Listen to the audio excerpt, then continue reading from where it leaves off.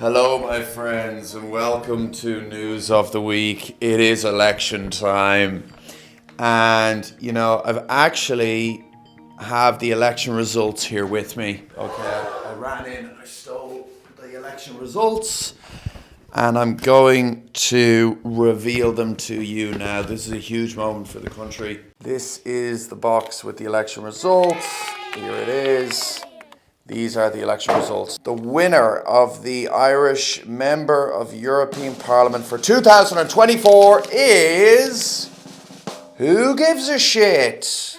Wow, yeah.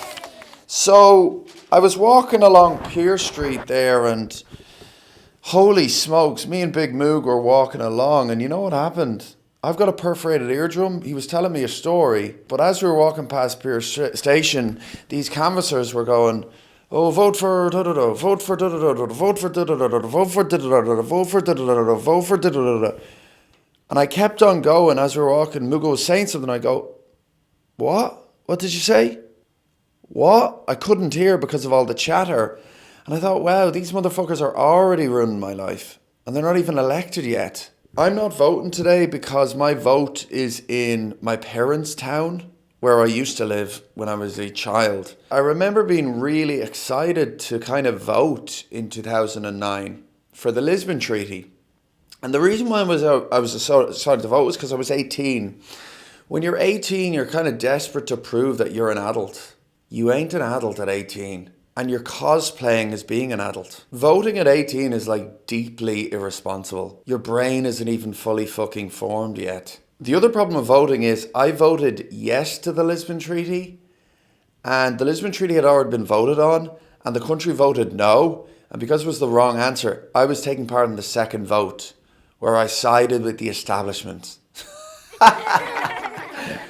So it's just absolutely insane. And by the way, democracy in and of itself is basically just mob rule, if you think about it. In the Constitution, in the Irish Constitution, it says, hey, you're not allowed to genocide anyone.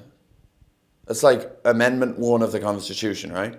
So then the people, 60% of the people decide, you know what? We need to allow for some genocides. Let's allow for some genocides. And then the politicians go, well, it's my duty to represent the will of the people.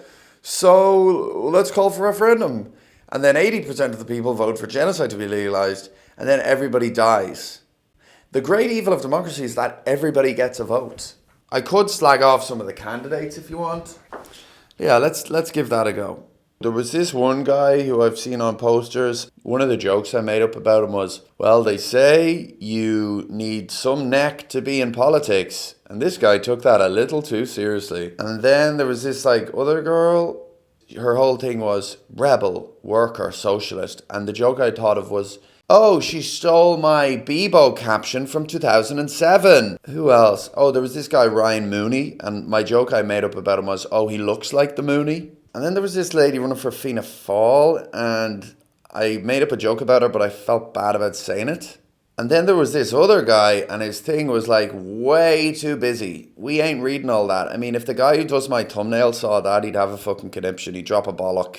And this is Janet. I want to horn her. No, that's too far. Fucking hell. I mean, can you believe that people canvass at doors? People in this world have the courage to knock on strangers' doors and say, hey, we're here to talk about politics. I mean, that is absolutely a hate crime. It's like a Jehovah's Witness level of courage. It's unbelievable. My big political issue is the glass on the roads, and nobody's talking about it. When I cycle my fucking bike down Camden Street on a Saturday morning or on a Sunday morning when I'm going to work, I get a fucking puncture. Why is there glass on the roads? Because the Irish people are fucking alcoholics. They're drunk and they're going, ah! And they're smashing on the ground. How is that funny? The way I'm going to solve it when I get into power is I'm going to make it mandatory in Camden Street that everybody has to drink Guinness from large Starbucks containers, takeaway cups. Would it not be just save a lot of money to just have a dictatorship at this stage and just not have elections? How do we know the elections aren't rigged? How does that work? Studies show that the elections aren't rigged. Oh, great. Who did the study? The government. All right. Basically, every party will say, Homelessness needs to end. The cost of living crisis. Homes are too expensive. Equality for all. Blah. And it's like, maybe these fucking problems are basically impossible to solve.